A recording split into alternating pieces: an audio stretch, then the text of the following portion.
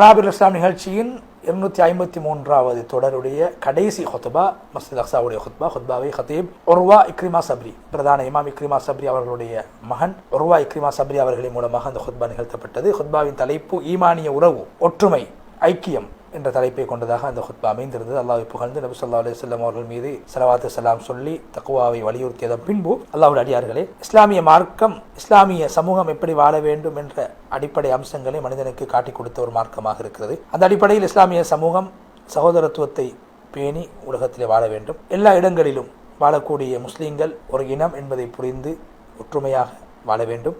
எங்கிருந்தாலும் இஸ்லாம் அவர்களை ஒன்று சேர்க்கக்கூடியதாக இருக்கிறது. பிரிந்து எந்த இனத்தில், எந்த நாட்டில், எந்த பிரதேசத்தில் பிறந்தாலும் முஸ்லீம்கள் எல்லோரும் ஒரு இடத்தில் வாழுகிறார்கள் என்ற உணர்வை ஏற்படுத்தி, ஈமானிய உணர்வை ஏற்படுத்தி அவர்கள் வாழ்வதற்கு முயற்சித்துக் கொள்ள வேண்டும். நபி ஸல்லல்லாஹு அலைஹி வஸல்லம் அவர்கள் சொன்னார்கள், மனிதர்களே, உங்களோட ரப்பு ஒருவன், தந்தை ஆதம் ஒருவர். அஜமியை விட அரபி சிறந்தவர் கிடையாது, அரபியை விட அஜமி சிறந்தவர் கிடையாது, கருத்தவரை விட வெள்ளையரை விட கருத்தவர் சிறந்தது கிடையாது. மனிதர்களை அல்லாஹ் பிரித்து பார்ப்பது தக்வாவின் மூலம் மாத்திரம் தான் என்று நபி ஸல்லல்லாஹு அலைஹி வஸல்லம் குறிப்பிட்டார்கள். அல்லாஹ்வுடைய அடியார்களே, நபி ஸல்லல்லாஹு அலைஹி வஸல்லம் சகோதரத்துவத்தை ஏற்படுத்துவதற்கு, முஸ்லிம்களுக்கு மத்தியிலே சகோதரத்துவத்தை ஏற்படுத்துவதற்கு மிகவும் பாடுபட்டிருக்கிறார்கள், மிகவும் கரசனை காட்டியிருக்கிறார்கள். அந்த விடயத்திலே மதீனா முனவராவுக்கு வந்தவுடன் நபி ஸல்லல்லாஹு அலைஹி வஸல்லம் செய்த முதலாவது பணி, அன்சாரிகளுக்கும் முஹாஜிரின்களுக்கும் இடையில், மதீனாவாசிகளுக்கும் முஹாஜிரின்களுக்கும் இடையிலே ஒரு சகோதரத்துவத்தை அல்லாஹ்வுடைய தூதர் முஹம்மது ஸல்லல்லாஹு அலைஹி வஸல்லம் ஏற்படுத்தினார்கள். அதே போன்று அந்த சகோதரத்துவம் வெறுமனே அடையாளமாக மாத்திரம் இருக்கவில்லை, வார்த்தையாக மாத்திரம் இருக்கவில்லை. நபி ஸல்லல்லாஹு அலைஹி வஸல்லம் உண்மையான ஒரு சகோதரத்துவத்தை ஏற்படுத்தினார்கள். அந்த அன்சாரிகள் முஹாஜிரிங்களோடு தன்னுடைய வீட்டில் ஒரு பங்கை கொடுத்தார்கள், சொத்திலே ஒரு பங்கை கொடுத்தார்கள், அலந்தரத்தில் ஒரு பங்கை கொடுத்தார்கள், அன்பிலே ஒரு பங்கை கொடுத்தார்கள்.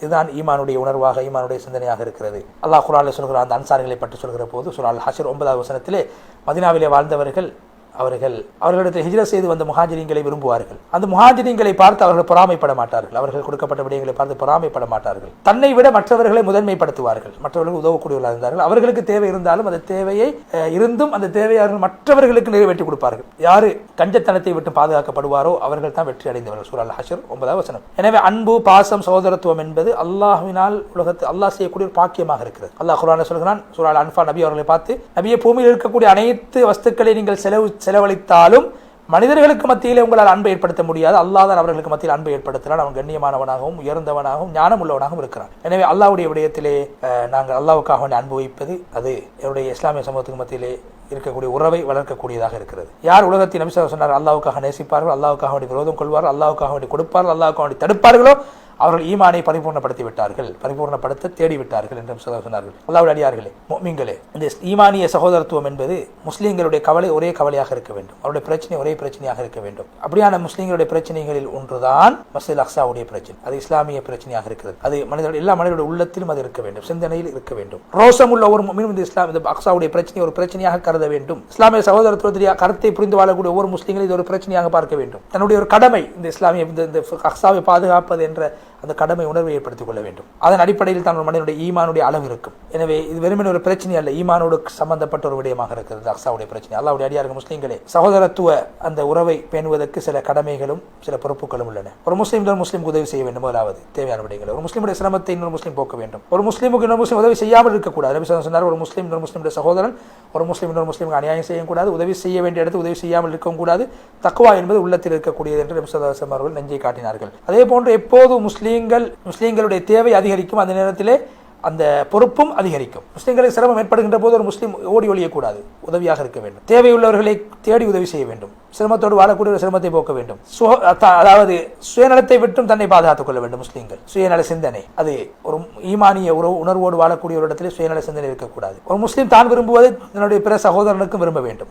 அது ஈமானுடைய அடையாளமாக, சகோதரத்துவ அடையாளமாக நபி சொன்னார்கள். ஒரு முஃமின் தான் தனக்கு விரும்புவதை மற்றவர்களுக்கு விரும்பாத வரைக்கும் பூர்த்தியான முஃமினாக முடியாது. அல்லாஹ்வுடைய அடியார்களே, எங்களுடைய மார்க்கம் இந்த சகோதர உறவை துண்டிக்கக்கூடிய விடயங்களை தடுக்கக்கூடியதாக இருக்கிறது, ஹராமாக்கி இருக்கிறது. ஒரு முஸ்லீம் இன்னொரு முஸ்லீமை நோவடிப்பது எல்லா விதத்திலும் இஸ்லாம் ஹராமாக்கி இருக்கிறது. நபி சொன்னார்கள், ஒரு முஸ்லீம் கெட்டவர் என்பதற்கு போதுமானது தன்னுடைய இஸ்லாமிய சகோதரனை அற்பமாக கருதுவது. ஒரு முஸ்லீமுடைய மானம் இன்னொரு முஸ்லீமுக்கு ஹராமாக்கப்பட்டிருக்கிறது.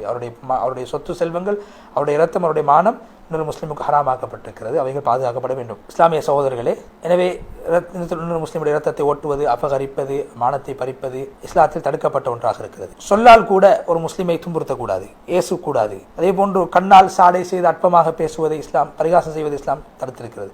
ஒரு முஸ்லீமுடைய அந்தஸ்தை குறைத்து பேசுவதை, பரிகாசம் செய்வதை இஸ்லாம் தடுக்கிறது. புறம் பேசுவதை இஸ்லாம் தடுத்திருக்கிறது. ஏன் ஒரு முஸ்லீமுடைய கண்ணியம் பேணப்பட வேண்டும் என்பதற்காக, ஐக்கியம் ஒற்றுமை பேணப்பட வேண்டும் என்பதற்காக. சூரா அல் ஹுஜராத் 12வது அல்லாஹ் சொல்கிறான், உங்களில் சிலரை பற்றி புறம் பேச வேண்டாது, புறம் பேசக்கூடாது.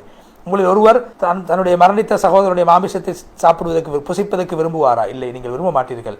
அல்லாஹ் பயந்து கொள்ளுங்கள். அல்லாஹ் நிச்சயமாக மன்னிக்கக்கூடியவனாக இரக்கம் காட்டக்கூடியவனாகவும் இருக்கிறான். ஒரு முஸ்லீம் தன்னுடைய நாவினாலும் கரத்தினாலும் இன்னொரு முஸ்லீமுக்கு அநியாயம் செய்யக்கூடாது, தீங்கு விளைவிக்கக்கூடாது. இஸ்லாம் அதே போன்று உணர்வு, அதாவது பாதகமான உணர்வுகளின் மூலமாக மற்றொரு முஸ்லீமை இழிவுபடுத்த, அதாவது நோகடிப்பதை கூட இஸ்லாம் தடுத்திருக்கிறது. பொறாமையை, வெறுப்புணர்வை, விரோதத்தை இஸ்லாம் தடை செய்திருக்கிறது.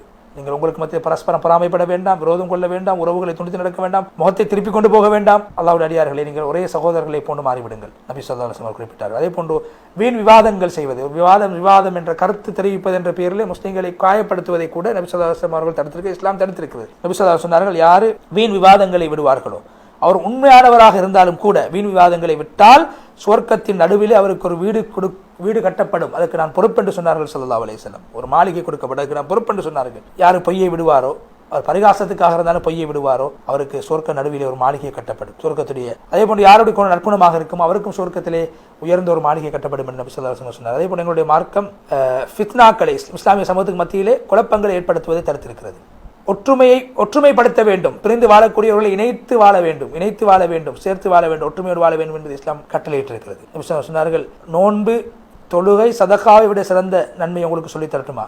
சஹாபாக்கள் சொன்னார்கள், சொல்லித்தாருங்க. யாரும் சொன்னார்கள், பிரிந்தவர்களை சேர்த்து வைப்பது, ஒற்றுமை இல்லாமல் வாழக்கூடியவர்களை ஐக்கியப்படுத்துவது, ஒற்றுமையாக வாழக்கூடியவர்களை பிரிப்பது அது உங்களை அழித்து விடும், அதை நபி ஸல்லல்லாஹு சிரைத்து விடும் என்றார். முடியை சிரைப்பதல்ல, உங்களுடைய மார்க்கத்தை சிரைத்து விடும், மார்க்கத்தை விட்டு உங்களை தூரமாக்கி விடும், பிரித்து விடும் என்று நபி ஸல்லல்லாஹு அலைஹி வஸல்லம் சொன்னார்கள். அதே போன்று நபி ஸல்லல்லாஹு அலைஹி வஸல்லம் அவர்கள் மறுமையில் ஒரு முஸ்லீம் நஷ்டம் அடைவதற்கான காரணம், வங்குரோத்துக்காரராக மாறுவதற்கான காரணத்தை என்ன சொன்னார்கள்? ஒரு முஸ்லீம் இன்னொரு முஸ்லீமுக்கு செய்யக்கூடிய அநியாயம் என்று சொன்னார்கள். நபி அவங்க கேட்டாங்க, வங்குரோத்துக்காரன் யாருன்னு உங்களுக்கு தெரியுமா, நஷ்டவாளி யாருன்னு தெரியுமா? நபி சஹாபாக்கள் சொன்னார்கள், யாரிடத்தில் தங்க நாணயங்களும் வெள்ளி நாணயங்களும் காசு பணங்களும் சொத்து செல்வங்களும் இல்லையோ அவர்தான் வங்குரோத்துக்காரர். சொன்னார் நபி ஸல்லல்லாஹு இல்லை, என்னுடைய உம்மத்திலே வங்குரோத்துக்காரர் யார் என்றால் நாளை மறுமையில் தொழுகையை கொண்டு வருவார், நோன்பை கொண்டு வருவார், ஜகாத்தை கொண்டு வருவார். ஆனால் இன்னும் ஒரு மனிதர் அவருக்கு எதிராக வந்து சொல்ல, யா அல்லாஹ், இவர் எனக்கு ஏசினார், இவர் எனக்கு அடித்தார், என்னை இட்டு கட்டினார், இவர் அபகரித்தார், இவருடைய இரத்தத்தை இவர் ஓட்டினார், இவருக்கு அடித்தார் என்று மனிதர் அநியாயம், அவர் மூலமாக அநியாயம் இழைக்கப்பட்ட மக்கள் வருவார்கள். அப்போது அவரிடத்தில் அமர்த்தப்பட்டு அவருடைய நன்மைகள் எடுக்கப்படும், அவருடைய நன்மைகள் அனைத்தும் அந்த அநியாயம் இழைக்கப்பட்டவர்களுக்கு கொடுக்கப்படும். அவருடைய நன்மைகள் முடிந்து விட்டால் அநியாயம் இழைக்கப்பட்டவருடைய பாவங்கள் அனைத்தும் எடுத்து இந்த நபருடைய பாவத்தில் சேர்க்கப்படும் என்று நபி ஸல்லல்லாஹு அலைஹி சொல்லிவிட்டு சொன்னார். பிறகு அந்த மனிதன் நரகத்துக்கு சென்று விடுவார். எனவே மக்களுக்கு அநியாயம் செய்வது, பிறரை நோயினைப்படுத்துவது ஒரு முஸ்லீம் நரகம் செல்வதற்கு காரணமாக இருக்கிறது. அல்லாஹ்வுடைய அடியார்களே, சகோதரத்துவத்துடைய அர்த்தத்தை நாங்கள் எங்களுடைய சிந்தனையிலே கொண்டு வர வேண்டும். எங்களுடைய கொடுக்கல் வாங்கல், எங்களுடைய பழக்க வழக்கங்களிலே, எங்களுடைய அணுகுமுறைகளில் நாங்கள் அதை பேண வேண்டும். மன இச்சைகளை பின்பற்றக்கூடாது, பொறாமை, சுயநலத்துக்கு பின்னால் நாங்கள் செல்லக்கூடாது. நாங்கள் அல்லாஹ்வை பயப்பட வேண்டும். என்னுடைய எல்லா விதமான முஸ்லீம்களை பழகுகின்ற போது நாங்கள் அல்லாஹ்வை பயப்பட வேண்டும் என்று சொல்லி ஹுத்பாவுடைய முதல் பகுதியை விட்டு விடைபெற்று சென்று இரண்டாவது பகுதியிலே ஹதீப் அவர்கள் அல்லாஹ்வை புகழ்ந்து நபி ஸல்லல்லாஹு அலைஹி வஸல்லம் சொல்லி, அல்லாஹ்வுடைய அடியார்களே, நாங்கள் குதுஸ் என்று சொல்லக்கூடிய நகரத்தில் இருக்கின்றோம், இஸ்லாம் மிஅராஜுடைய பூமியில் இருக்கிறோம். நாங்கள் சகோதரத்துவத்துடைய அந்த கருத்தை நாங்கள் சரியாக புரிந்து கொள்ள வேண்டும். இந்த ஊர் மக்களுக்கு மத்தியிலே ஐக்கியத்தை, ஒற்றுமையை நிலைநாட்டுவதற்கான கர்மங்களில் ஈடுபட வேண்டும். பிரிவினைவாதத்தை விட்டு நாங்கள் தூரமாக வேண்டும். கருத்து வேற்றுமைகளை களைய வேண்டும். குரோதங்களின் மூலமாக ஏற்படக்கூடிய விளைவுகளை நாங்கள் மக்களுக்கு தெளிவுபடுத்த வேண்டும். குறிப்பாக இந்த எங்களுடைய பிரதேசத்தில் வாழக்கூடிய மக்களுக்கு தெளிவுபடுத்த வேண்டும். மனித உயிர்கள் பறிக்கப்படுவதற்கு, மனிதனுடைய பொருள்கள் அபகரிக்கப்படுவதற்கு, அவைகள் நாசமாக்கப்படுவதற்கு காரணமாக இவைகள் ஆகிவிடக்கூடாது. சில நேரத்தில் அந்த வாகனம் பார்க் பண்ணக்கூடிய இடங்களில், நிறுத்தப்படக்கூடிய இடங்களில் ஏற்படக்கூடிய சில வாய்த்தர்க்கங்கள் கொலையின் பக்கம் இட்டு செல்கிறது. முஸ்லீம்கள் பள்ளிவாசலில் எனக்கு ஒரு கதிரை கிடைக்க வேண்டும் என்பதற்காக அல்லது பதவி கிடைக்க வேண்டும் என்பதற்காக சண்டை பிடித்துக் கொள்கிறார்கள். ஒரு கிளாஸ் தண்ணி கிடைக்க வேண்டும் என்பதற்காக சண்டை பிடிக்கிறார்கள். இவ்வாறல்ல, ஒற்றுமையை பேணி நடக்க வேண்டும். அதே போன்று இந்த நாங்கள் வாழக்கூடிய இந்த குதுஸ் என்று சொல்லக்கூடிய நகரம், பள்ளிவாசல்கள், குதுஸுடைய பாடசாலைகள், வீடு வாசல்கள், சந்தைகள், பாதைகள் அனைத்துமே இங்கு சஹாபாக்கள், எங்களை விட சிறந்த சஹாபாக்கள் வாழ்ந்திருக்கிறார்கள், தாபியங்கள் வாழ்ந்திருக்கின்ற, முன்னோர்கள் வாழ்ந்திருக்கிறார்கள் என்பதற்கான சான்றாக அமைந்திருக்கின்றன. அல்லாஹ்வுடைய மார்க்கத்தை நிலைநாட்டி வாழ்ந்திருக்கிறார்கள், ஈமானி மூலமாக வாழ்ந்திருக்கிறார்கள். எனவே இங்கு வாழக்கூடிய யாரும் முன்னோர்களின் மூலமாக கிடைத்த சஹாபாக்கள், தாபியங்கள் கிடைத்த இந்த அனந்தர சொத்தை நாங்கள் விட்டுக் கொடுக்க கூடாது. எங்களுடைய ஒற்றுமையை நாங்கள் பேண வேண்டும், அன்பை நாங்கள் வளர்த்துக் கொள்ள வேண்டும். எங்களுக்கு மத்தியிலே பள்ளிவாசல்களை நாங்கள் ஹயாத்தாக்க வேண்டும். குறிப்பாக மஸ்ஜித் அக்ஸாவை நாங்கள் ஹயாத்தாக்க வேண்டும். மஸ்ஜித் அக்ஸாவில் நாங்கள் வந்து தொழுகின்ற போது ஒற்றுமையாக நின்று, ஒரே வரிசையாக நின்று நாங்கள் தொழ வேண்டும். அதே போன்று இன்று முஸ்லீம்கள் அவர்களுக்கு மத்தியிலே சண்டை பிடித்துக் கொள்வது, தொடராக அல்லாஹ்வுடைய வரம்பை மீறுவது மிகப்பெரிய ஒரு பாவமாகும். அதை ஒரு முஃமின் ஏற்றுக்கொள்ள மாட்டார். எனவே எங்களுடைய உள்நாட்டு ஒற்றுமையை நாங்கள் பேண வேண்டும். எங்களுடைய உள்நாட்டு தேசிய ஒற்றுமை பேணப்பட வேண்டும். எங்களுடைய வாலிபர்களுக்கு மத்தியில் இவ்வாறான ஒற்றுமை சம்பந்தமான விழிப்புணர்வுகளை நாங்கள் ஏற்படுத்திக் கொள்ள வேண்டும். என்னுடைய சமூக ஒற்றுமையை பேணிக் கொள்ள வேண்டும் என்று சொல்லி நீண்டதொரு துவாவை செய்து ஹதீப் உர்வா இக்ரிமா சப்ரி ஹஃபிதுல்லாஹ் விடைபெற்ற அந்த அடிப்படையில் மக்கா முக்கர்ரமாவுடைய ஹுத்பா அந்த சூரத்துல் ஃபாத்திஹாவுடைய மகிமையை, சிறப்பை, உள்ளடக்கத்தை, அவருடைய தத்துவத்தை அழகாக முன்வைத்தது. எனவே சூரத்துல் ஃபாத்திஹா ஒரு நாளைக்கு தொழுகையிலே 17 தடவைகளுக்கு அதிகமாக நாங்கள் ஓதி வருகிறோம். சூரத்துல் ஃபாத்திஹாவுடைய கருத்தையாவது குறைந்தது விளங்கி ஓதி அதன் மூலமாக அல்லாஹ்வுடைய அன்பை பெறக்கூடியவர்களாக மாற வேண்டும். இரண்டாவது ஹுத்பாவில் அல்லாஹ்வுடைய திருநாமங்களை பொதுவாக நாங்கள் விளங்கி அவைகளை முன்னிறுத்தி அவைகளை சொல்லி அல்லாஹ்விடத்தில் துஆ செய்ய வேண்டும். அப்போது எங்களுடைய உள்ளம் அல்லாஹ்வோடு தொடர்புபடும். உள்ளத்தில் இருக்கக்கூடிய வஸ்துக்கள் மீது நாங்கள் வைத்திருக்கக்கூடிய நம்பிக்கை இல்லாமல் போய் காலிக்குடைய நம்பிக்கை என்னுடைய உள்ளத்தில் ஏற்படும். அந்த அடிப்படையில் அல்லாஹ்வுடைய திருநாமங்களை விளங்குவதற்கு, மரணம் செய்வதற்கு, அதன் பிரகாரம் என்னுடைய வாழ்க்கையை மாற்றுவதற்கு, அல்லாஹ்விடத்தில் உதவி பெறுவதற்கு காரணமாக ஆக்கிக் கொள்வோம். மூன்றாவது ஹுத்பாவில் ஒற்றுமை, சமூக ஒற்றுமை பேணப்பட வேண்டும், சகோதரத்துவத்தை பேணி நாங்கள் வாழ வேண்டும் என்ற அந்த அடிப்படையில் ஒற்றுமையை பேணி வாழ்வோம் என்ற செய்தியை சொல்லி இவ்வளவு நேரமாக நிகழ்ச்சியை பார்த்துக் கொண்டிருக்கிற நேயர்களாக உங்களுக்கு நன்றி தெரிவித்து, நிகழ்ச்சி தயாரிப்பாளர் சகோதரர் ரிஸ்வான் அவர்களுக்கும் தொழில்நுட்ப உதவியாளர் சகோதரர் பஷாரத் அவர்களுக்கும் நன்றியை தெரிவித்து இன்னும் ஒரு மனாபிர் இஸ்லாம் நிகழ்ச்சியினோட உங்கள் அனைவரையும் மீண்டும் சந்திக்கும் வரை விடைபெற்றுச் செல்கிறோம். வஆஹிரு தஅவானா அல்ஹம்துலில்லாஹி ரப்பில் ஆலமீன். வஸ்ஸலாமு அலைக்கும் வரஹ்மத்துல்லாஹி வபரகாத்துஹு.